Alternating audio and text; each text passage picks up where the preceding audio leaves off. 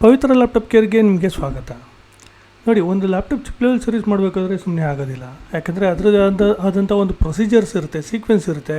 ಆ ಪವರ್ ಸೀಕ್ವೆನ್ಸ್ನ ನಾವು ತಿಳ್ಕೊಂಡಾಗ ಮಾತ್ರ ನಾವು ಎಕ್ಸಾಕ್ಟ್ ಲೊಕೇಶನಲ್ಲಿ ನಾವು ಟ್ರೇಸ್ ಔಟ್ ಮಾಡಿ ಆ ಪರ್ಟಿಕ್ಯುಲರ್ ಪ್ರಾಬ್ಲಮ್ಗೆ ಏನು ರೀಸನ್ ಅಂತ ನಾವು ಕಂಡುಹಿಡಿದು ಸಾರ್ಟ್ ಔಟ್ ಮಾಡೋದಕ್ಕೆ ಸಾಧ್ಯ ಆಗುತ್ತೆ. ಹೌದಾ? ಯಾವುದೇ ಒಂದು ಮದರ್ ಬೋರ್ಡ್ ಸರ್ವಿಸ್ ಮಾಡಬೇಕಾದ್ರೆ ಸುಮ್ಮನೆ ಮಾಡೋಕ್ಕಾಗಲ್ಲ. ಏನೋ ಒಂದು ಉಲ್ಟಿ ಮಾಡ್ಬೋದು, ಇಲ್ಲ ಅನ್ನೋಂಗಿಲ್ಲ.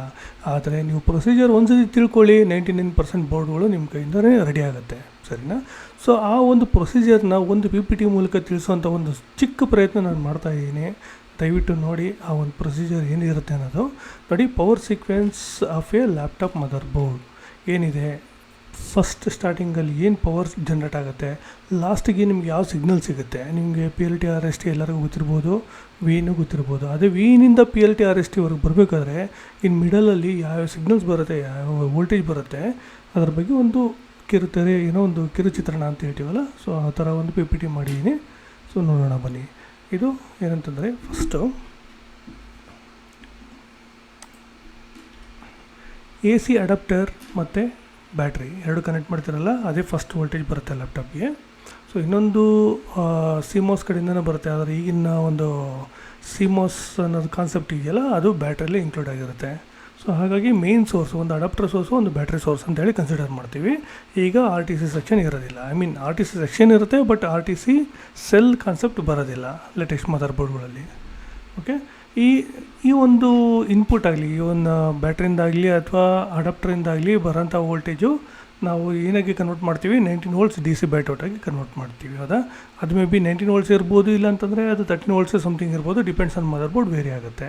ಸೊ ನೆಕ್ಸ್ಟು ಈ ಒಂದು ಸತಿ 19 ವೋಲ್ಟ್ಸ್ ಜನ್ರೇಟ್ ಆಯಿತು ಅಂದರೆ ಅದೇನಾಗುತ್ತೆ, ನಿಮಗೆ 3 ವೋಲ್ಟ್ಸ್ 5 ವೋಲ್ಟ್ಸ್ ಸೆಕ್ಷನ್ಗೆ ಹೋಗುತ್ತೆ.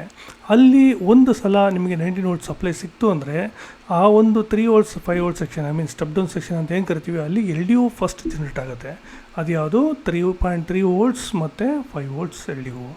ಓಕೆನಾ? ಆ ಒಂದು 3.3 ವೋಲ್ಟ್ಸ್ LDO ಈ ಒಂದು ಆಕ್ಸಿಲರಿ KBC ಮತ್ತು ಆಕ್ಸಿಲರಿ S5 ಅಂತ ಹೇಳಿ ಕನ್ವರ್ಟ್ ಆಗಿ ಅದು ನಿಮಗೆ IOಗೆ ಹೋಗುತ್ತೆ. ಅಂದರೆ ಈಗೇನಾಯಿತು, first charging IC, second step down IC ಮತ್ತು IO 3 ಆ್ಯಕ್ಟಿವೇಟ್ ಆಗಿರುತ್ತೆ without pressing power button. Okay, so next IO ಒಂದು ಸತಿ ಆ್ಯಕ್ಟಿವೇಟ್ ಆಯಿತು ಅಂದರೆ IO ಏನು ಮಾಡುತ್ತೆ, S5 ಎನೇಬಲ್. ಈಗ IOಗೆ ಇನ್ಪುಟ್ ಕರೆಕ್ಟಾಗಿತ್ತು ಅಂದರೆ ಅದು S5 ಎನೇಬಲು ಮತ್ತು S5 5 ವೋಲ್ಟ್ಸ್ S5 ಎನೇಬಲ್ ಅನ್ನೋ 2 ಸಿಗ್ನಲ್ನ ಪಾಸ್ ಮಾಡುತ್ತೆ. ಏನಕ್ಕೆ ನೋಡಿ, ಇದಕ್ಕೆ. ಸೊ ಆಲ್ವೇಸ್ ಅಂತ ನಾವು ಮುಂಚೆನೇ ಕರಿತಿದ್ವಿ, ಈಗ ಅದು DSW ಮತ್ತು S5 ಅಂತ ಇರುತ್ತೆ. ಸೊ ಅದು ನಿಮಗೆ ಸ್ಟಾರ್ಟಿಂಗಲ್ಲಿ ಪವರ್ ಬಟನ್ ಪ್ರೆಸ್ ಮಾಡಿದ ತಕ್ಷಣ ಕೆಲವೊಂದರಲ್ಲಿ ಸಿಗೋಲ್ಲ, ಕೆಲವೊಂದಲ್ಲಿ ಸಿಗುತ್ತೆ. So depends on mother board ಬೇರೆ ಆಗುತ್ತೆ. ಸೊ ಈಗೇನಾಯಿತು, ಆಲ್ವೇಸ್ ಅನ್ನೋದು ಏನಾಯಿತು, ಆ ವೋಲ್ಟೇಜ್ ಜನ್ರೇಟ್ ಆಗುತ್ತೆ 3.3 ಮತ್ತು 5 ವೋಲ್ಟ್ಸ್. ಓಕೆ, ನೆಕ್ಸ್ಟ್ ಸ್ಟೆಪ್ಪಲ್ಲಿ ನೋಡಿ, ಸಸ್ ಅನ್ನೋದು ಸುಮಾರು ಜನಕ್ಕೆ, SLP ಸಸ್ ಆ್ಯಶ್ ಅನ್ನೋದು ಸುಮಾರು ಜನಕ್ಕೆ ಕನ್ಫ್ಯೂಷನ್ ಇದೆ.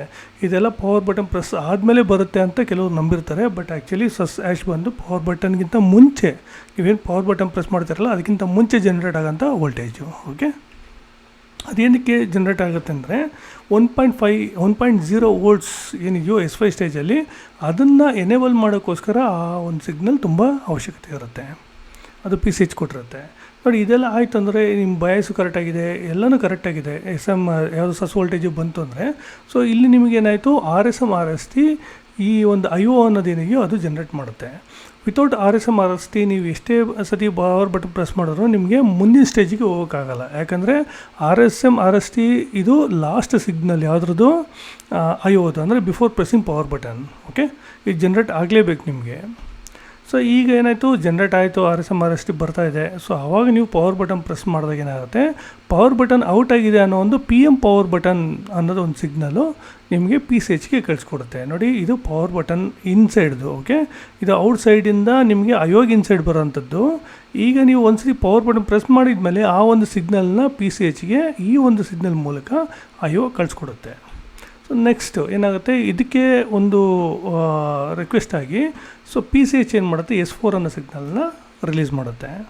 ಸೊ S4 ಸಿಗ್ನಲ್ ರಿಲೀಸ್ ಆಗಿದ ತಕ್ಷಣ ನಿಮಗೇನಾಯಿತು, ಈ RAM ಸೆಕ್ಷನ್ ಆ್ಯಕ್ಟಿವೇಟ್ ಆಗೋಕ್ಕೆ ನೋಡಿ, ಅಲ್ಲಿವರೆಗೂ S4ವರೆಗೂ ಅದೇನಿತ್ತು, ಅದಕ್ಕಿಂತ ಮುಂಚೆ ಇರೋದೆಲ್ಲ S5 ಸ್ಟೇಜು. ಹೌದಾ?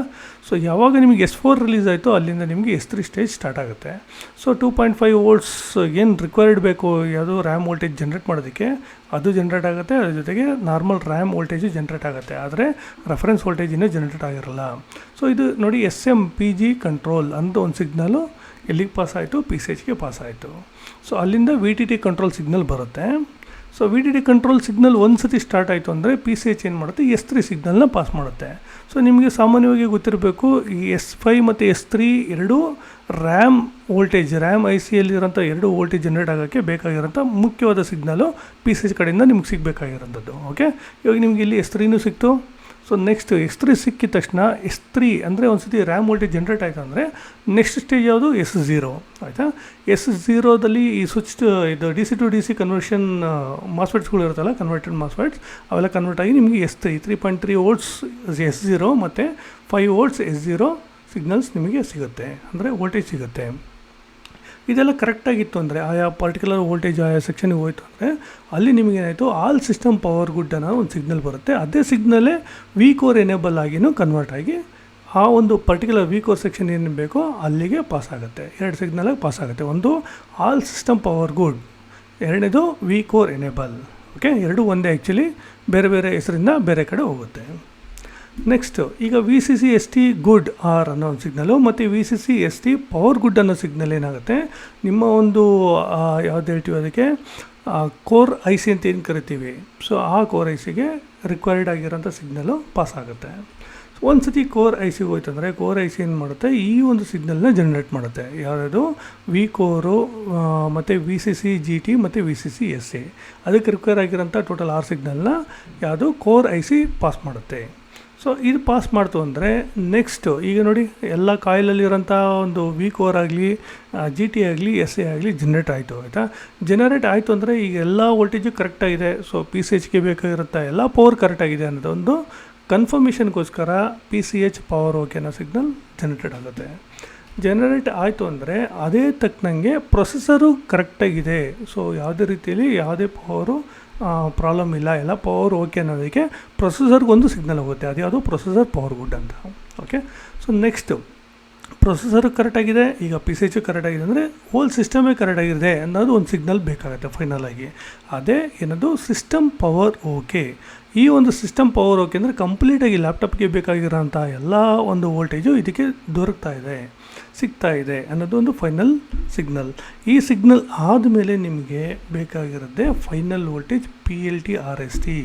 ಓಕೆನಾ, V in first, PLT-RST last. Okay, so ಇಲ್ಲಿಂದ ಇಲ್ಲಿವರೆಗೂ ಒಂದು ಜರ್ನಿ, ಏನು ಸಿಗ್ನಲ್ಸು ಮತ್ತು ಏನೇನು ವೋಲ್ಟೇಜಸ್ ಇದೆಯೋ ಅಷ್ಟು ವೋಲ್ಟೇಜು ನಿಮಗೆ ಫುಲ್ಫಿಲ್ ಆದರೆ ಮಾತ್ರ ನಿಮಗೆ ಕಂಪ್ಲೀಟಾಗಿ ಲ್ಯಾಪ್ಟಾಪ್ ಡಿಸ್ಪ್ಲೇ ಬರುತ್ತೆ. ನೋಡಿ, PLT-RST ಬಂದಿದ ತಕ್ಷಣ ನಿಮಗೆ ಡಿಸ್ಪ್ಲೇ ಬರುತ್ತೆ ಅಂತಲ್ಲ, ಒಂದು ಪವರ್ ಸೀಕ್ವೆನ್ಸಲ್ಲಿ ಇದು ಫೈನಲ್ ಸ್ಟೇಜು ಆಯಿತಾ. PLT-RST ಬಂದ ಮೇಲೆ ನಿಮಗೆಲ್ಲ ಒಂದು ಮಾಸ್ಫೆಟ್ಸ್ ಆಗಲಿ ಅಥವಾ ಏನೇನು ಅದಕ್ಕೆ ಬೇಕಾಗಿರೋ ರಿಕ್ವೈರ್ಮೆಂಟ್ ಎಲೆಕ್ಟ್ರಾನಿಕ್ ಕಂಪೋನೆಂಟ್ಸ್ ಕರೆಕ್ಟಾಗಿತ್ತು ಅಂದರೆ ನಿಮ್ಗೆ 100% ಡಿಸ್ಪ್ಲೇ ಬಂದೇ ಬರುತ್ತೆ. ಸೊ PLT-RST ಬರಲಿಲ್ಲ ಅಂದರೆ ಇದ್ರ ಹಿಂದಿಂದ ಒಂದು ಸ್ಟೆಪ್ ಬೈ ಸ್ಟೆಪ್ ಏನಿದೆಯೋ ನಾವು ಚೆಕ್ ಮಾಡ್ಕೊಂಡು ಹೋಗಬೇಕಾಗತ್ತೆ. ಸೊ ಇದಕ್ಕಿಂತ ಹೆಚ್ಚಿಂದು ನೋಡಿ, ಇಷ್ಟು ನೀವು ಲ್ಯಾಪ್ಟಾಪ್ ಸರ್ವಿಸ್ ಮಾಡಬೇಕಾದ್ರೆ ಬೇಕಾಗಿರೋ ಅಂತಹ ಒಂದು ಇಂಪಾರ್ಟೆಂಟ್ ಇನ್ಫಾರ್ಮೇಷನ್. ಓಕೆ, ಗೊತ್ತಾಯ್ತಲ್ಲ ನಿಮಗೆ. V ಇನ್ ಸ್ಟಾರ್ಟಿಂಗ್ ಪಾಯಿಂಟ್ ಆಯಿತು ಅಂದರೆ PLT-RST ಎಂಡಿಂಗ್ ಪಾಯಿಂಟ್. ಇದಾದಮೇಲೆ ಇನ್ನೂ ಸಿಗ್ನಲ್ಗಳನ್ನ ಕೊಡುತ್ತೆ, ಅದು ಬೇರೆ ಮಾತು. ಅದು ನಿಮಗೆ ಡೀಪಾಗಿ ಆ ಒಂದು ಡಯಾಗ್ರಾಮ್ ಬಂತು ಅಂದರೆ ಅದರ ಮೂಲಕ ನಿಮಗೆ ಎಕ್ಸ್ಪ್ಲೈನ್ ಮಾಡಿ ತೋರಿಸ್ತೀನಿ. ಓಕೆನಾ.